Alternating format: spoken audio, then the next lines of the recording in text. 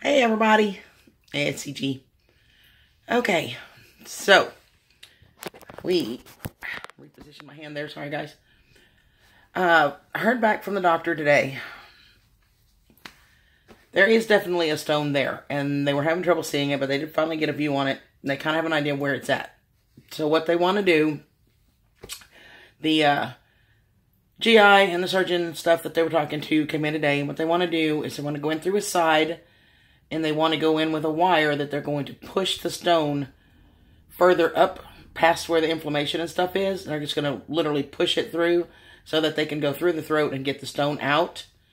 They will probably still do remove the gallbladder afterward, but they want to do this first. And that will give a chance for the inflammation to go down. And they also want to get the pancreatitis healed up. So they got one more little consult they need to do, and then they'll start working on scheduling. Hopefully today or tomorrow, they'll do the first procedure to get the stone itself out, which will give him some great relief. That's what's on schedule. So, he is resting at the moment. Just recently got his pain meds, so he's sleeping, resting at the moment. It's about as well as he can do. You know, he's about as well as he can be under circumstances, but he really totally appreciates all the prayers, the thoughts, and well wishes. You guys are awesome.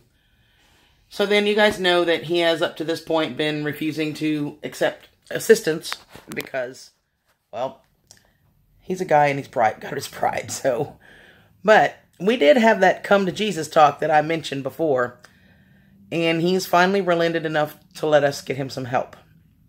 So here's what we need in order to keep him from breaking himself further by trying to do it all on his own. He's got roughly ½ acre that needs to be tilled. His family is trying to come up with the money to purchase a tiller, hopefully pretty soon. But what we need is the labor to actually do the tilling. So it's about ½ acre. We also have on my property what that he was going to get ready to do because I have to get moved before too much longer. We have about 3 or 4 dead trees that need to come down. They're not real super tall. Most of the tops are all broke off of them or burned off in the fire. And I showed them to you on my last land video. We showed them to you. But those have got to come down. We've got to clear the rest of that little clearing right there where the house is going so that we can get Sam's fence up. So we've got to come up with a way for that. If I have to pay day labor to come do it, that's fine. But, you know, if anybody's close and wants to come help with that, obviously, we would love the help. We'd love to be able to spend a day with you. But, if you know, if I need to hire day labor to come do the actual labor part, that's fine too. So what he's agreed to let me do is to give you guys a way to send some help. Several of you have asked me where you can send donations, have suggested GoFundMe pages, that kind of stuff. He doesn't want to use the GoFundMe because they charge a fee. It's, I think, 2.9% plus 30 cents per donation. And he doesn't want that. He doesn't want the fees. That's kind of in his mind giving money to people for nothing. And he's resisting that. So he did say that he would allow me to use my PayPal for him. I have a PayPal. I will put the link in the description here. You can go to paypal.com and enter my email address, which is in the description of this video, or you can use the PayPal link that I will put down here. Either way, make sure you send it either as a gift or to friends and family, depending on which way you go. It's either going to say send a gift or send it to friends and family. Whichever way you go, make sure you choose one of those options because they do not charge a fee. If you send it as paying for goods or services, then they charge. So don't do that, okay? He will absolutely get 100% of everything that's donated. Everything. It's all going to go to him.